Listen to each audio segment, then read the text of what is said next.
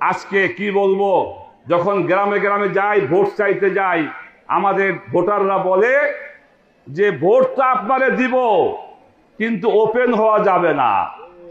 কেন ওপেন হওয়া যাবে না? কয় হুমকি ধমকি আসে।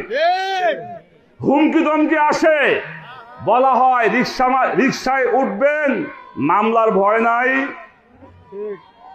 কারাই হুমকি দেয়? তাদেরকে আপনারা ভালো করে চিনেন এবং জানেন।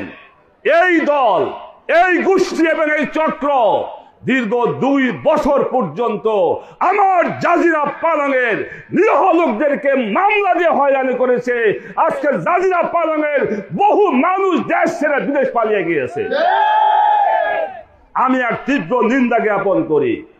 পরিষ্কার কথা, যদি কোনো লোক অপরাধ করে তার শাস্তি হওয়া উচিত। যদি কোনো লোক দুর্নীতি বাটপারি করে তার শাস্তি হওয়া উচিত। যদি সে আমার দলেরও হয় তার শাস্তি হওয়া উচিত।